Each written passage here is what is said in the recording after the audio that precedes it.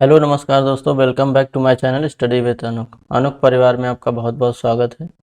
आज हम बात कर रहे हैं जो हमारा कॉन्स्टिट्यूशनल अमेंडमेंट का जो टॉपिक चल रहा था उसका लास्ट लेक्चर है और ये 3 लेक्चर में है समाप्त हो चुका है, हो जाएगा आज की क्लास में। कॉन्स्टिट्यूशनल अमेंडमेंट जो बहुत ही इंपॉर्टेंट है और इससे 99% है कि सारे जो इससे अमेंडमेंट से जो भी क्वेश्चन आएंगे वो यहाँ पर कवर अप हो जाएंगे। ठीक है, तो हम लोग देखते हैं। और ये हमारा स्टडी विद अनुक का जो टेलीग्राम चैनल है आप ज़रूर ज्वाइन कर लीजिएगा और चैनल को प्लीज़ सब्सक्राइब कर लीजिएगा। अगर आपको ऐसे ही लगातार और आपको वीडियो चाहिए तो उसका बेल आइकन भी दबा लीजिएगा नोटिफिकेशन के लिए। ठीक है, तो चलते हैं हम लोग।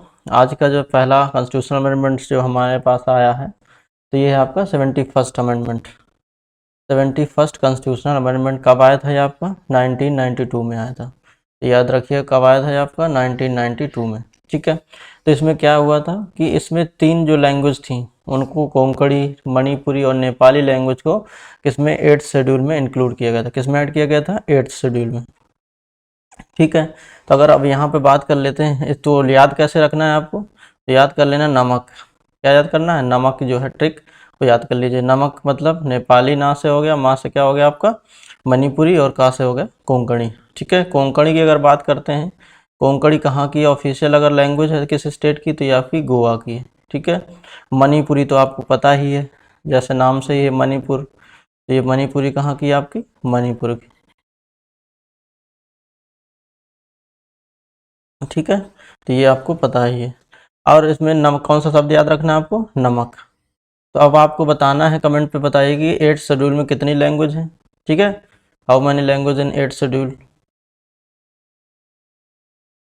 तो ये आप बताइएगा जरूर कमेंट बॉक्स पे। ठीक है, जरूर करिएगा कमेंट आप लोग और वीडियो को लास्ट तक जरूर देखा करिए ताकि आपको पूरी चीज़ें समझ में आ पाएँ आप। ठीक है, चलते हैं दूसरा देखते हैं। कौन सा ट्रिक याद रखना हमेशा? कौन सी? नमक। ना से नेपाली, माँ से हो गया मणिपुरी और का से हो गया कोंकणी। कोंकणी कहाँ की लैंग्वेज है आपकी? गोवा की। मणिपुर की क्या है? मणिपुरी। और आपकी नेपाली कहाँ है? ये 2 क्वेश्चन आपको जरूर कमेंट बॉक्स में बताना। नेपाली कहाँ की लैंग्वेज है? इंडिया में जैसे वो का बात कर रहे हैं वैसे नेपाल की है वहाँ पर तो ऑफिशियली, लेकिन इंडिया में कहाँ पर बोली जाती है वो बताना है आपको, पहला क्वेश्चन। दूसरा क्या है कि 8th जो शेड्यूल है उसमें कितनी लैंग्वेज हैं? कितनी लैंग्वेज हैं 8th शेड्यूल में? ठीक है, कितनी भाषाएं हैं आपकी? तो ये बताइएगा जरूर कमेंट बॉक्स में। देखते हैं नेक्स्ट। फिर आता है आपका 73rd कॉन्स्टिट्यूशनल अमेंडमेंट और 74th कॉन्स्टिट्यूशनल। ये दोनों एक साथ ही आए थे, मतलब 73rd में देखिए देखिए अलग अलग लिखा भी हुआ है। क्या है, कब आया था ये? 1992 में ये भी आया था। तो इसमें क्या किया गया था, जो पार्ट आपका 9 है, 9 में क्या पंचायत एंड शेड्यूल कौन सा ऐड किया गया था? शेड्यूल जो था आपका 11th, यानी कि पार्ट कौन सा? पंचायती राज जो है वो ऐड किया गया था 73rd कॉन्स्टिट्यूशनल अमेंडमेंट के थ्रू। कब? 1992 में, जिसको कॉन्स्टिट्यूशनल स्टेटस का दर्जा दिया गया था। ठीक है, और शेड्यूल कौन सा ऐड किया गया था? तो 11th शेड्यूल है। तो अब आपको पता होगा कि जो 11th शेड्यूल है उसमें कितने सब्जेक्ट्स दिए गए हैं जो पंचायत के लिए स्टेट्स के पास राइट हैं, जो कि स्टेट सब्जेक्ट दे सकता है किसको? पंचायत को। तो कितने सब्जेक्ट हैं? तो वो 29 सब्जेक्ट्स हैं। डायरेक्टली ऐसे क्वेश्चन बहुत बार पूछा गया यूपीएससी में, यूपीपीसीएस में भी, कितने सब्जेक्ट हैं जो स्टेट आपको पंचायत को दे सकता है? तो वो है आपके 29 सब्जेक्ट्स। ठीक है, अभी तक लेकिन किसी भी स्टेट ने ऐसा काम नहीं किया कि कुछ चीज़ें उनको, जो पंचायती राज को, जैसे मान लीजिए उनका सेल्फ रेवेन्यू कैसे आएगा, तो ऐसा कोई राइट्स उनको नहीं दिया गया। ठीक है, फिर इसमें दिया गया जो नेक्स्ट क्या है आपका 74th कॉन्स्टिट्यूशनल अमेंडमेंट। जैसा कि हमने बताया कि ये दोनों ही एक साथ ही आए थे, एक ही टाइम पीरियड पे आए थे। तो 74th में क्या, जैसे ये गांव के लिए होता था पंचायत हुआ करते हैं, और वैसे अर्बन एरिया यानी कि टाउन के लिए क्या था? म्यूनसिपालिटीज़ का कॉन्सेप्ट आया था। ठीक है, तो म्यूनसिपालिटी जो थी इनको किस आर्टिकल में दिया गया? अमेंडमेंट में दिया, तो 74th कॉन्स्टिट्यूशनल अमेंडमेंट में दिया गया। और अगर पार्ट की बात करते हैं तो कौन सा पार्ट ऐड किया गया था? तो ये पार्ट 9 का ए है। ठीक है, पार्ट 9 क्या में क्या है? पंचायत, और 9 ए में क्या है आपका? म्यूनसिपालिटीज़। तो म्यूनसिपालिटी में जो कौन सा किस में डिटेल किस में दिया गया है? तो ये 12वें अनुसूची में दिया गया है। ठीक है, 12वें यानी 12th शेड्यूल में दिया गया है। अब इसी में जो म्यूनसिपालिटी के लिए यानी कि कितने सब्जेक्ट्स, जैसे स्टेट ये पंचायत के लिए कितने सब्जेक्ट हैं आपके? 29 सब्जेक्ट हैं। तो ऐसे म्यूनसिपालिटी के लिए कितने सब्जेक्ट मेंशन है? तो वो 18 सब्जेक्ट्स हैं। ये दोनों ही क्वेश्चन आप ध्यान रखिएगा, डायरेक्टली पूछा जा चुका है कि state can give the right to the municipality in how many subjects. तो म्यूनसिपालिटी कितने सब्जेक्ट में दे सकता है राइट, वो 18 सब्जेक्ट ऐसे मेंशन किए जिनको टाइम बीइंग यानी समय बढ़ते बढ़ते क्या होगा, उनको डिलीवर करना पड़ेगा, डिलीवर करना चाहिए, और वो धीरे धीरे क्या होगा, पावर्स को डिस्ट्रीब्यूट करें, जिससे रियल मायने में क्या हो, हमारी डेमोक्रेसी प्रमोट हो सके। यानी कि ठीक है, यानी कि ग्रास रूट लेवल जो बेसिक कॉन्सेप्ट था कि हमने अमेंडमेंट या पंचायती सिस्टम क्यों लेके आए, ताकि जो हमारी पंचायत सिस्टम से क्या करे कि जो डेमोक्रेसी है वो ग्रास रूट लेवल यानी ज़मीनी स्तर पर क्या करें, उसको पहुंचाया जा सके। ठीक है, तो इसी का महत्व था। इन्हीं महत्व को ध्यान में रखते हुए 73rd और 74th जो थे कॉन्स्टिट्यूशनल अमेंडमेंट किए गए, इन कब 1992 में। आगे देखते हैं जो और महत्वपूर्ण, जो हम सबसे इम्पोर्टेंट में से एक ये है आपका का 76 जो कॉन्स्टिट्यूशनल अमेंडमेंट था। ठीक है, 76 कॉन्स्टिट्यूशनल अमेंडमेंट कब आया था आपका, 1994 में, जो कि हमारा बर्थ ईयर भी है मेरा। ठीक है, 76 कॉन्स्टिट्यूशनल अमेंडमेंट कब आया था, 1994 में आया था। तो इसमें क्या हुआ था कि जो एक्ट आया था Tamil Nadu act, giving 69% reservation was included in the 9th schedule. 9th schedule आपको पता होगा, हमने कई बार बताया है कि 9th शेड्यूल में क्या किया गया था कि जब अमेंडमेंट किया गया था 42nd कॉन्स्टिट्यूशनल अमेंडमेंट में, तो उसमें कोई भी अगर आप सब्जेक्ट्स या कोई भी लॉ बनाकर रख देते थे 9th शेड्यूल में, तो उसमें जुडिशियल रिव्यू का कॉन्सेप्ट खत्म कर दिया गया था, पार्लियामेंट में ऐसा लिख दिया गया था। तो इसी से बचने के लिए, जुडिशियल रिव्यू से बचने के लिए क्या किया गया, जब तमिलनाडु एक्ट आया जिसमें रिजर्वेशन कितना दिया गया, 16 है। अभी सुप्रीम कोर्ट की गाइडलाइंस के हिसाब से हम लोग मैक्सिमम रिजर्वेशन कितना हो सकता है, 50%। ठीक है, तो लेकिन जब ये एक तरह से एक्सेप्शंस है कि तमिलनाडु में कितना % रिजर्वेशन है, तो वो 69% रिजर्वेशन दिया गया है तमिलनाडु में। तो ये जब एक्ट आया तो उसमें इस अमेंडमेंट के थ्रू जो ये एक्ट आया तमिलनाडु एक्ट, उसको क्या कर दिया गया, 9th शेड्यूल में रख दिया गया, ताकि जुडिशियली रिव्यू सुप्रीम कोर्ट ना कर सके। ठीक है, तो ये जरूर याद रखिए, क्योंकि तमिलनाडु ही केवल एक ऐसा स्टेट है जहाँ पर 50% से ज़्यादा रिजर्वेशन दिया गया है। ठीक है, चलते हैं आगे। फिर नेक्स्ट देखिए 86th कॉन्स्टिट्यूशनल अमेंडमेंट आया है। ये भी बहुत महत्वपूर्ण, बहुत इंपॉर्टेंट अमेंडमेंट में से है, इससे कई बार अक्सर क्वेश्चन पूछा जाता है, तो याद रखिएगा। तो कब ये आया आपका, 2002 में, 2002 में आया था, जिसमें कई सारे अमेंडमेंट में चेंजेस किए गए हैं। जैसे पहला, जैसे अमेंडमेंट की अगर चेंज क्या किया गया, तो आर्टिकल 21A को क्या कर दिया गया, एक तरह से फंडामेंटल राइट हमारा बना दिया गया। यानी आर्टिकल 21A जो इंसर्ट किया गया, उसमें क्या कहा गया, which made the free and compulsory education to all children of age of 6 to 14 years। ठीक है, 6 से 14 साल के जो बच्चे हैं उनके लिए फ्री और कंपलसरी एजुकेशन को क्या कर दिया गया, मैंडेटरी कर दिया गया, उनका जन्म सिद्ध यानी मूल अधिकार बना दिया गया, फंडामेंटल राइट्स बना दिया गया। तो याद होगा आपको आर्टिकल 21 क्या कहता है, right to life and personal liberty के बारे में बात करता है। तो वहीं 21A ऐड कर दिया गया 2002 में 86 कॉन्स्टिट्यूशनल अमेंडमेंट के थ्रू, जिसमें क्या कहा गया कि जो 6 से लेकर 14 साल के बच्चे हैं उनको फ्री और कंपलसरी एजुकेशन देना, पाना उनका क्या है, मूल अधिकार है। ठीक है, और दूसरा क्या किया गया, जो आर्टिकल 45 था, एक्चुअली हुआ क्या था कि जब ये जो 21A में दिया गया है, ये पहले किस में दिया गया था, ये आर्टिकल दिया गया था 45 के अंदर मेंशन था आपका। ठीक है, लेकिन जो 45 में मेंशन था तो वो कहाँ कर दिया गया, 21A में कर दिया, यानी उसको फंडामेंटल राइट बना दिया गया 20। और जो 45 है वो क्या था आपका, DPSP का पार्ट है, directive principle of state policy का पार्ट है। तो जो 45 जो कॉन्स्टिट्यूशनल अमेंडमेंट 45 आर्टिकल में क्या चेंज किया गया कि यहाँ पर कर दिया गया कि स्टेट को डायरेक्शन दी गई कि state to provide early childhood care. वहाँ पर 6 से 14 है, तो यहाँ पर क्या कर दिया गया, 0 से 14 यानी 0 से 6 ईयर्स तक क्या जो state should provide early childhood care and education for children until they complete the age of 6 years. यानी कि वहाँ पर क्या था, पहले ये दिया हुआ था, जो यस में दिया, पहले ये आर्टिकल 45 में दिया गया था, यानी कि 6 से लेकर 14 साल तक के बच्चों के लिए फ्री एजुकेशन कराना स्टेट की ऑब्लिगेशन थी, क्योंकि DPSP होता है, DPSP में दिया गया था। अब क्या किया गया, जब ये जो कंपलसरी और फ्री एजुकेशन को फंडामेंटल राइट बना दिया गया, तो वहाँ 6 से 14 कर दिया गया, और यहाँ पर क्या कर दिया गया, चिल्ड्रंस जहाँ से मतलब अप टू 6 ईयर की बात कर रहा है, कि जब तक बच्चे पैदा हुए, बच्चा पैदा होने से 6 साल तक की जो भी रिस्पॉन्सिबिलिटी होने की चाइल्डहुड केयर, उनको आसानी से मतलब हर चीज़ चाइल्डहुड केयर मिले, आप कहने का मतलब है कि मेडिसिन हो, या 6 से जो 6 साल से बच्चे नीचे होंगे, जो बच्चे स्कूल में जाएंगे, आंगनबाड़ी सेक्शंस में जाएंगे, तो वो क्या करेंगे, वहाँ पढ़ाई लिखाई की उनकी थोड़ी बहुत व्यवस्था हो खेल के साथ साथ। तो उस चीज़ को किसमें मेंशन किया गया आपका आर्टिकल 45 में, ठीक है। एक और अमेंडमेंट क्या किया गया कि इसमें आर्टिकल 51A था। तो आर्टिकल 51A तो आपको पता है किसके लिए था, फंडामेंटल ड्यूटीज़ के लिए, ठीक है। अब इसमें एक और आपको पता है कि इनिशियली जो हमारी फंडामेंटल ड्यूटीज़ थी वो कितनी थी फंडामेंटल ड्यूटीज़, तो वो आपकी थी आपकी 10, ठीक है।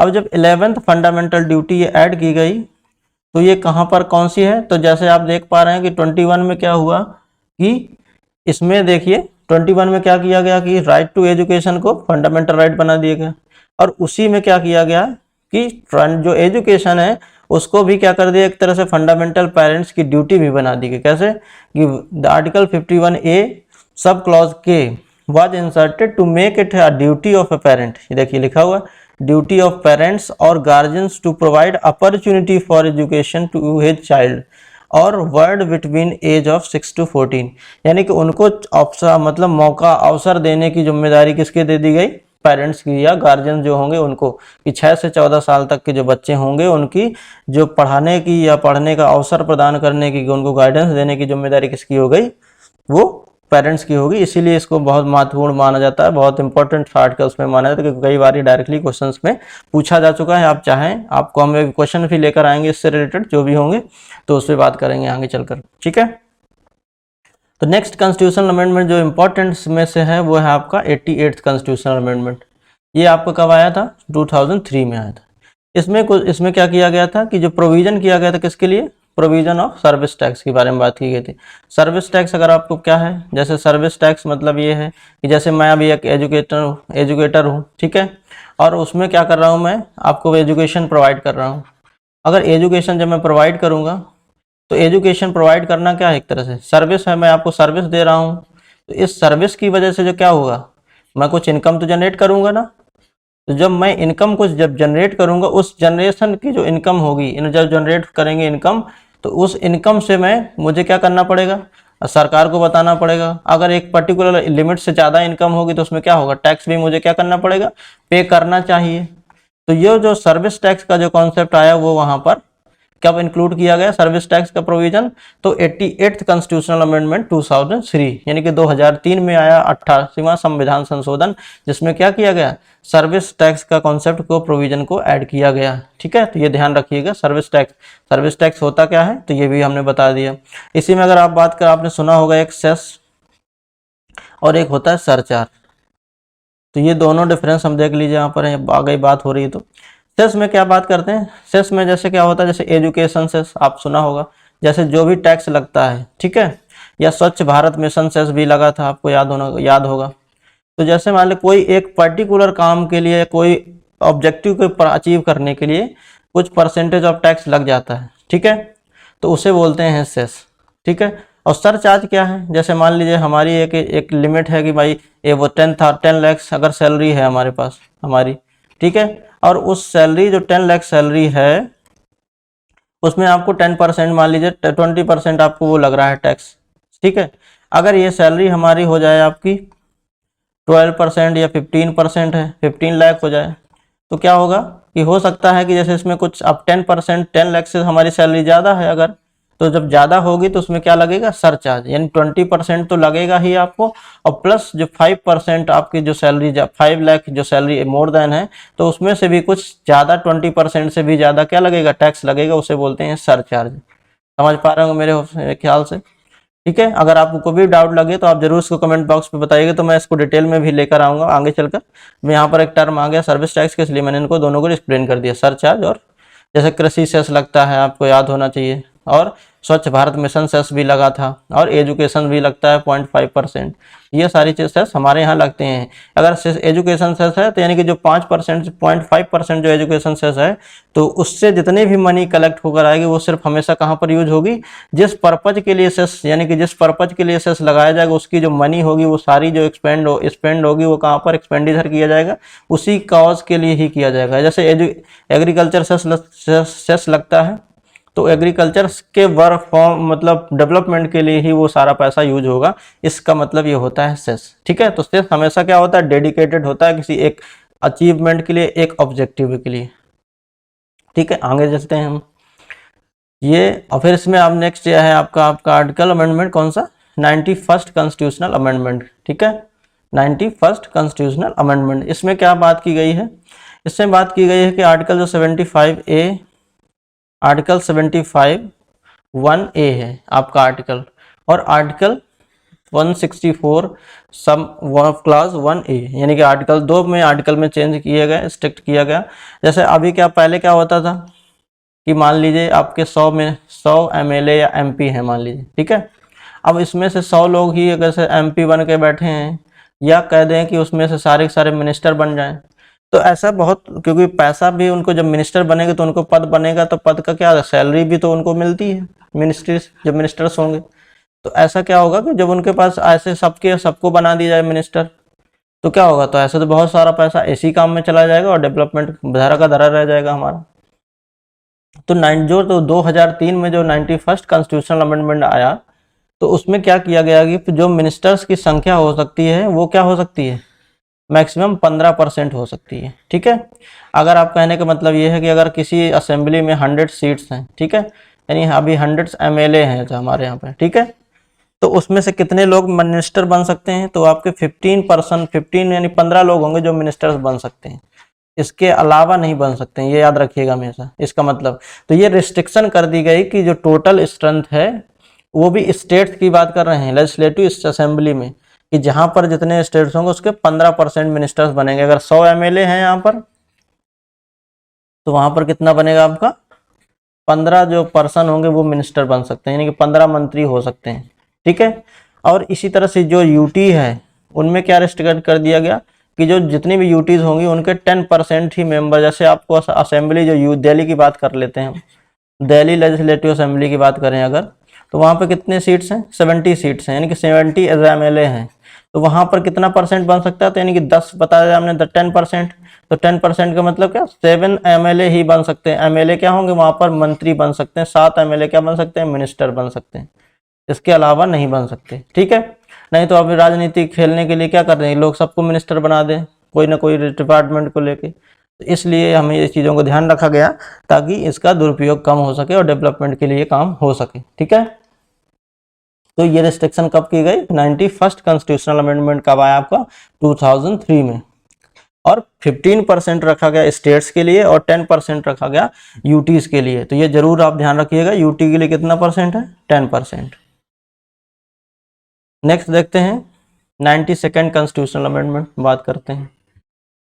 इसमें क्या हुआ कि जो सेकंड कॉन्स्टिट्यूशनल अमेंडमेंट कब आया आपका, 2003 में ये भी आया। और इसमें क्या किया गया कि 4 लैंग्वेज को ऐड किया गया। हमने बताया था कि जो 71st कॉन्स्टिट्यूशनल अमेंडमेंट था, ठीक है, उसमें कितनी आपकी 3 लैंग्वेज याद करिए, नमक वो ऐड की गई थी। अब क्या किया गया, 4।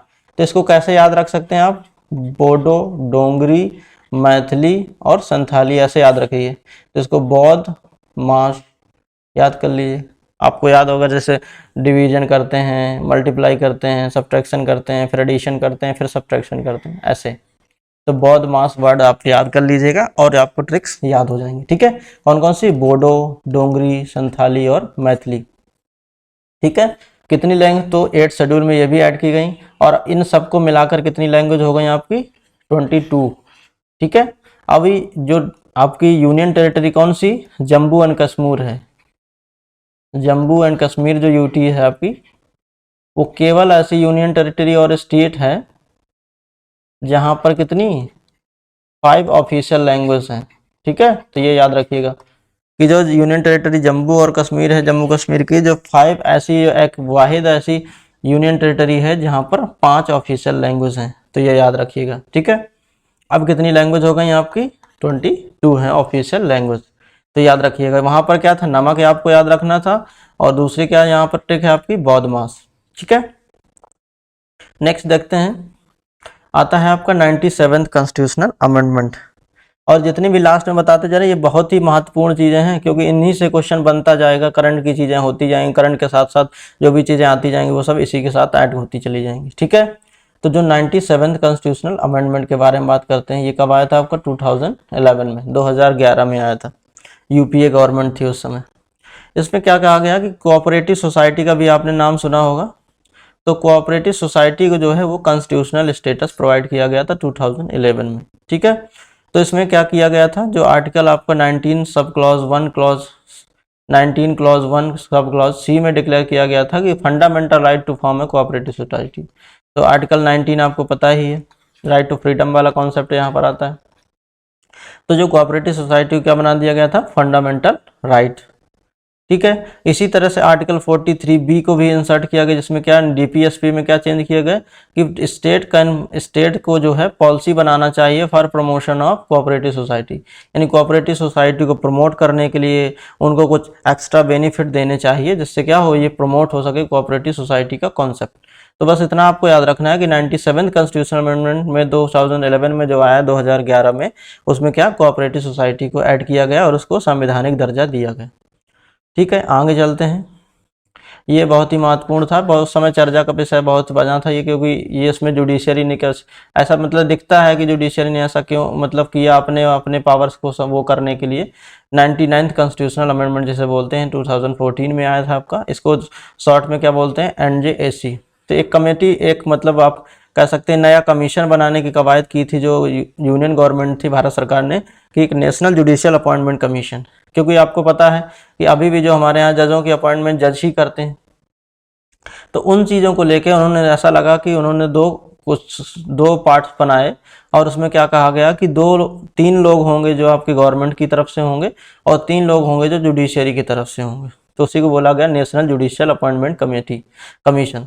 बाद में उसमें क्या किया गया कि इसको जो सुप्रीम कोर्ट था उसने इसको स्ट्रक डाउन कर दिया, और कहा कि ये आपका कॉन्स्टिट्यूशन के जो बेसिक स्ट्रक्चर ऑफ कॉन्स्टिट्यूशन है, यानी बेसिक वो उसके खिलाफ है, ठीक है। बेसिक स्ट्रक्चर ऑफ डॉक्ट्रिन है जो संविधान का, उसके खिलाफ है। तो कौन सा? ये याद रखिएगा, record association versus union of India case 2015 में आया था, और इसमें क्या किया गया? कोलेजियम सिस्टम को ही रिस्टोर कर दिया गया था।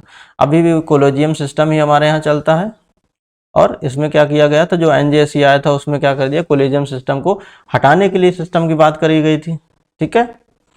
अभी बात कर लेते हैं, अगर कोलेजियम सिस्टम की अगर हम बात कर रहे हैं, तो कोलेजियम सिस्टम में क्या होता है?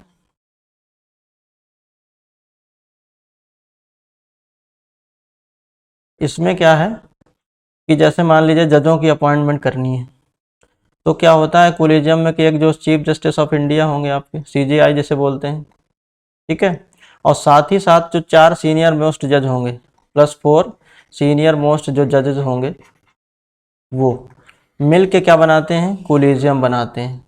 और ये जो 5 लोग होंगे वो क्या करेंगे? जजों के नाम लेंगे, रिकमेंड करेंगे जजों के नाम कि इनको क्या बना दिया जाए? जज बना दिया जाए।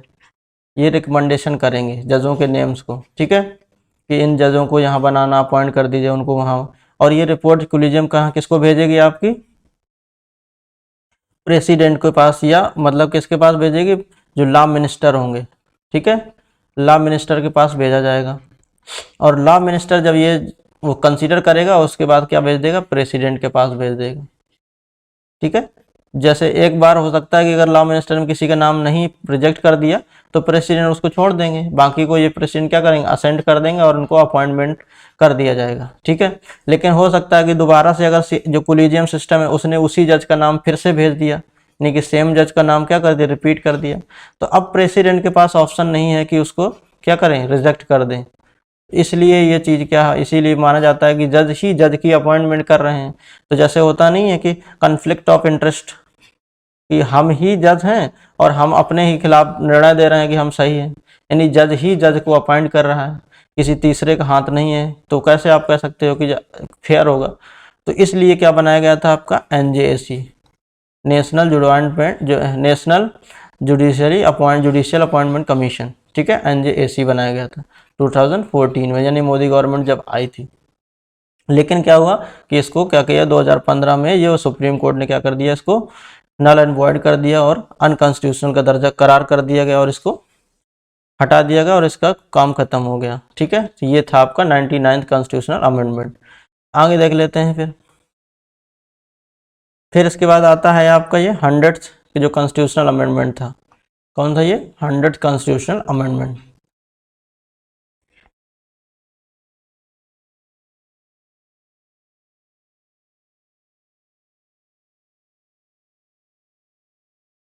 ये कब आया था आपका? 2015 में। इसमें क्या था कि कुछ आपको, जब बांग्लादेश है इंडिया का डिवीज़न हुआ है, ये तो पता ही है कब हुआ था, 1971 में बांग्लादेश को इंडिया ने, जो क्योंकि जो ईस्टर्न पाकिस्तान हुआ करता था उसको भारत ने उसकी भारत की मदद से उसने क्या कर दिया गया, इंडिपेंडेंट बनाया गया था। जो बांग्लादेश आज कहलाता है ईस्टर्न पाकिस्तान था एक समय पर। तो क्या हुआ कि इसमें कुछ जो टेरिटरीज थी, ठीक है, वो बहुत अंदर मतलब इंडिया की तरफ थी, लेकिन उनमें किसका अधिकार था? बांग्लादेश के अधिकार था। फिर ऐसे कुछ टेरिटरीज थी जो बहुत बांग्लादेश के एकदम, ऐसा मानिए कि ये मान लीजिए इंडिया का बॉर्डर खत्म हो रहा है और कहीं कहीं बांग्लादेश का ऐसा बॉर्डर खत्म हो रहा है। अब ये बिल्कुल देखिए, ये अगर बांग्लादेश वाला पार्ट है यहाँ पर है और इंडिया यहाँ वाले, इंडिया के यहाँ बांग्लादेश पार्ट है, तो अब यहाँ पर इनको दिक्कत होती है कि इंडिया वाले अच्छे से रीच आउट नहीं कर पाते हैं और यहाँ पर बांग्लादेश वालों को अच्छे से चीज वो नहीं हो पाता है, डेवलपमेंट का कार्य नहीं हो पा रहा है। तो क्या किया कि हमने एक ऐसा मान लिया कि ऐसे ऐसे कर दिया जाए या कुछ ऐसे टेरिटरी बना दी जाए कि जो यहाँ बहुत आपके बांग्लादेश में है इंडियंस, तो कुछ जगह टेरिटरी किसको दे दी जाए? बांग्लादेश को दे दी जाए। और जो कुछ बांग्लादेश की टेरिटरी बहुत अंदर है इंडिया के, तो वो क्या कर दिया? इंडिया को दे दी जाए। तो इस तरह का जो एग्रीमेंट हुआ था, लैंड एक्सचेंज वाला एग्रीमेंट, वो क्या हुआ था? 2015 में हुआ था। तो जो 100वें संविधान संशोधन किया गया था उसी लिए किया गया था। इसमें देखिए लिखा हुआ है, gave effect to acquiring of territories by India and transfer of certain territories to Bangladesh in pursuance of agreement of 1974 and its protocol of 2011 entered into the between the governments of India and Bangladesh। Affect states were, कौन कौन से state में effect हुआ था? तो वो आपका Assam, Meghalaya, Tripura and waste Bengal. तो जो कुछ इंडियन टेरिटरीज थी तो वो किसको दे दी गई? बांग्लादेश को, ताकि उन पे भी सहूलियत से डेवलपमेंट किसका हो सके? बांग्लादेश वाले ही अगर सरकार करें, या बांग्लादेश की जो कुछ टेरिटरी थी वो इंडिया में ले ली जाए, एक्वायर कर ली जाए, ठीक है, ताकि जो वहाँ के लोग हैं, यानी कि जो वहाँ के सिटीजन्स रह रहे होंगे, उनको भी प्रॉपर एक राइट्स मिल सके और उनके यहाँ भी डेवलपमेंट का कार्य हो सके, ठीक है। तो इसलिए एज ए जेस्चर बना दिखाया गया कि हम एक हैं और हम लैंड डिस्ट्रीब्यूट को अपने आपस में सुलझा सकते हैं बातों से, तो वो किया गया, ठीक है। तो इसलिए इंपॉर्टेंट हो जाता है आपका जो 100th कॉन्स्टिट्यूशनल अमेंडमेंट आपका हुआ था, ठीक है।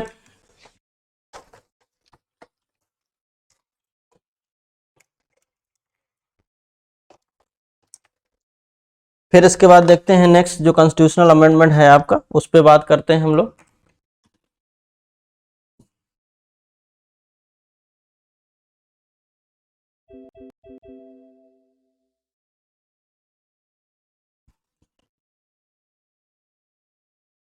नेक्स्ट है आपका 101st कॉन्स्टिट्यूशनल अमेंडमेंट एक्ट। कब आया था ये आपका? 2016 में आया था। तो इसमें क्या किया गया था? गुड्स एंड सर्विसेज, जो जीएसटी बोलते हैं, जीएसटी को इंट्रोड्यूस किया गया था। और जीएसटी का मतलब फिर क्या हुआ? इंडिया में बना वन कंट्री, आपने बहुत सुना होगा, one country one tax, one nation one tax. Country की जगह एक स्लोगन टाइप बना था, बहुत फेमस चलता चला था कि वन नेशन वन टैक्स, ठीक है। यानी कि हर जगह एक ही टैक्स समान लगेगा, वन नेशन वन टैक्स। क्योंकि इसके पहले क्या होता था कि वैट एक होता था, वैल्यू एडेड टैक्स लगता था पहले, ठीक है, जो कि 2011 में आसपास आया था। तो वैट कहीं की किसी स्टेट में बहुत ज़्यादा था, कहीं बहुत कम था। तो जो प्राइसेस थे, हर जो कमोडिटी यूज़ करने की थी, उनके प्राइसेस क्या होते थे? डिफरेंट हुआ करते थे। तो इसके लिए क्या किया गया? हम लेकर आए गुड्स एंड सर्विसेज टैक्स। इसमें क्या हुआ कि हर जितना भी जो भी ट्रांजैक्शन कॉस्ट या गुड्स और सर्विसेज में जो टैक्स लगेगा वो सबके हर जो प्रोडक्ट है उस पर सेम ही लगेगा, सेम परसेंटेज ऑफ टैक्स लगेगा, ठीक है। तो इसलिए इसको बोलते हैं वन नेशन वन टैक्स का कॉन्सेप्ट आया और जीएसटी को इम्प्लीमेंट किया गया। कब? 101st constitutional amendment. अगर जीएसटी डे भी हम लोग सेलिब्रेट करते हैं तो कब मनाते हैं हम लोग? 1 जुलाई, पहली 1 जुलाई को मनाते हैं नेशनल जीएसटी डे, ठीक है। और ये कब से पहली बार जीएसटी कब अप्लाई हुई थी? तो 1 जुलाई 2017 को जुलाई जो जीएसटी की जो हमारी इम्प्लीमेंट हुई थी इंडिया में वो कब लागू हुई थी? 1 जुलाई 2017 को, ठीक है। आगे देख लेते हैं हम। अब बात करते हैं कौन सा? 102nd कॉन्स्टिट्यूशनल अमेंडमेंट, 102वां संविधान संशोधन। ये कब आया था आपका? 2018 में, 2018 में। इसमें क्या किया गया था कि जो हमारी जो, जैसे आपको याद होगा, नेशनल शेड्यूल कास्ट कमीशन होती है और नेशनल शेड्यूल कास्ट है, national schedule tribe commission, schedule tribe और नेशनल शेड्यूल कास्ट कमीशन होती है। तो इनमें क्या किया गया था कि जैसे इनको स्टेटस पहले से ही अब संविधानिक मिला हुआ था, तो ओबीसी कमीशन जो था, नेशनल बैकवर्ड क्लास कमीशन जो बना था, उसको भी क्या किया गया? कॉन्स्टिट्यूशनल स्टेटस दिया गया है। क्या दिया गया आपको? बैकवर्ड जो ओबीसी कमीशन थी उसको भी क्या कर दिया गया? कॉन्स्टिट्यूशनल स्टेटस दे दिया। कब दिया? 2018 में। और आर्टिकल कौन सा इंसर्ट किया गया आपका? 338A। इसके पहले आर्टिकल कौन से? 338 आर्टिकल एक था जिसमें क्या दिया गया? नेशनल शेड्यूल कास्ट कमीशन, ठीक है, नेशनल शेड्यूल कास्ट कमीशन दिया गया था। 338 में क्या है? 38 में बी है जो आप ए है आपका, उसमें क्या दिया है? National schedule tribe commission. ये पहले से ही इनमें संवैधानिक दर्जा दिया हुआ था दोनों को ही। और अब क्या दिया गया? National commission for backward, national commission for, इनका नाम क्या पढ़ते थे हम लोग? National commission for schedule caste SC और नेशनल कमीशन फॉर एसटी, ठीक है। इन दोनों को पहले से दर्जा दिया हुआ था संवैधानिक, नेशनल कमीशन फॉर एसटीज, ठीक है। और नेशनल कमीशन ओबीसी को भी क्या कर दिया गया? आपका संवैधानिक दर्जा यानी कॉन्स्टिट्यूशनल स्टेटस दे दिया गया 102nd कॉन्स्टिट्यूशनल अमेंडमेंट के थ्रू। कब? 2018 में। नेक्स्ट देखते हैं। अब आपका आता है 103rd कॉन्स्टिट्यूशनल अमेंडमेंट जो है आपका, वो है,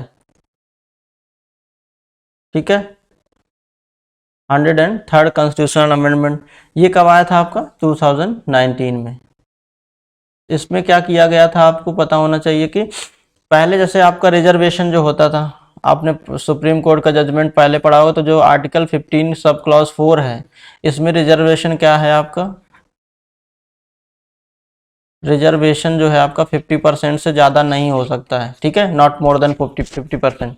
लेकिन ऐड क्या किया गया है? Article 15 sub clause 6 and article 16 sub clause 6 was inserted for the advancement of economically weaker section। अब इसमें क्या किया? इकोनॉमिक के बेसिस से, यानी इकोनॉमिक स्टेटस के बेसिस पर हमें क्या किया गया? रिजर्वेशन का कॉन्सेप्ट आ गया, इकोनॉमिक वीकर सेक्शन बनाया गया और उसमें इकोनॉमिक बेस पर क्या देने शुरू किया गया? रिजर्वेशन। तो अभी कितना रिजर्वेशन दिया गया है इसमें? तो आपका 10% रिजर्वेशन दिया। कितने परसेंट? 10% है, ठीक है। और वहाँ पर कितना? एससी का अगर रिजर्वेशन बात करते हैं तो कितना है? 15% है। एसटी का कितना है? 7.5% है, आसपास है। और ओबीसी का कितना है आपका? 27% के आसपास आता है, ठीक है। तो ये चीज़ें ध्यान रखिएगा। अभी तक का जो लास्ट सबसे लेटेस्ट जो आपका कॉन्स्टिट्यूशनल अमेंडमेंट है वो है आपका 104th कॉन्स्टिट्यूशनल अमेंडमेंट, जिसमें क्या कहा गया था आपका? ये कब हुआ आपका? 2020 में आया। और आपको पता होगा कि हर समय जो होता है रिजर्वेशन का जो टाइम पीरियड है, एससी का हो या एसटी का हो या ओबीसी का होगा, वो क्या है? हर 10 साल के लिए ही होता है, किया जा सकता है प्रोविज़न। और हर 10 साल में अगर आगे आपको एक्सटेंड करना है तो उसको क्या करना पड़ेगा? आपको अमेंडमेंट करके दोबारा से एक्सटेंड किया जाएगा। तो पहले इसमें क्या किया गया? एक्सटेंड कर दिया गया period for reservation of ST and STs and schedule caste. यानी कि schedule caste and schedule tribe का जो रिजर्वेशन था नेक्स्ट 10 ईयर के लिए अब बढ़ा दिया गया, यानी 20 में आया था 2030 तक बढ़ा दिया गया, यानी ठीक है टिल 2030 यानी 2030। और जो ये सबसे महत्वपूर्ण प्रोविजन है जो बहुत बार क्वेश्चन में पूछा गया तो वो ये है आपका कि पहले क्या होता था, नॉमिनेशन हुआ करता था कुछ लोगों का, तो किसका, एंग्लो इंडियन का नॉमिनेशन पहले भी होता था 2 सीट्स का। 2 सीट्स कहाँ होती थी आपकी, लोकसभा में, और 1 सीट होती थी आपकी यानी कि असेंबली में, लेजिस्लेटिव असेंबली यानी स्टेट्स में होती थी 1 सीट, ठीक है। तो यहाँ पर क्या किया गया कि स्पेशल जो representation of Anglo Indian was abolished, तो ये याद रखिएगा। तो ये चीज़ें जो नॉमिनेशन करते थे जो एंग्लो इंडियंस का, वो क्या कर दी गई, समाप्त कर दी गई। अब एंग्लो इंडियंस का नॉमिनेशन नहीं होगा। वैसे आर्टिकल की अगर बात करते हैं तो क्या आर्टिकल होता था हमारा, तो 331 किसके लिए होता था, एंग्लो इंडियन को नॉमिनेशन इन लोकसभा की बात करते थे। और 333 लोग क्या होता था, एंग्लो इंडियन का रिजर्वेशन कहाँ पर होता था, असेंबली यानी स्टेट्स की, यानी कि राज्य की विधानसभाओं में जो नॉमिनेशन करते थे किस आर्टिकल के थ्रू करते थे, तो आर्टिकल 333 था आपका। आर्टिकल 331 किसके लिए होता था, nomination of Anglo Indians person in article in Lok Sabha में, ठीक है। तो आज की जो ये अमेंडमेंट वाली क्लास है वो हमारी यहीं पर ख़त्म होती है। और ये हमने सारे के सारे अमेंडमेंट कर लिए हैं। इससे 99% है, 99.99% दावा कर सकते हैं हम कि इससे कोई भी क्वेश्चन आपका अगर अमेंडमेंट से आता है तो बाहर नहीं जाएगा। तो विश्वास रखिएगा और ये चीज़ों को देखते रहिएगा। Thank you for watching. Channel को ज़रूर लाइक करिए आप लोग, आपका सपोर्ट रहेगा हमारा तो हम लोग नई नई चीज़ें करते रहेंगे। शेयर भी करिए चैनल को और अपने दोस्तों के साथ, ताकि उनका भी बेनिफिट हो सके। और सब्सक्राइब तो ज़रूर ही कर लें चैनल को। और thank you so much for today and have a good day. और हम लोग चाहेंगे कि हम लोग आगे बढ़ते रहें, तो ज़रूर चैनल को सब्सक्राइब कर लीजिएगा प्लीज़। और ऐसे वीडियो लगातार देखने के लिए आप लोग चैनल को ज़रूर बेल आइकन ज़रूर प्रेस कर लीजिएगा। So thank you so much for today.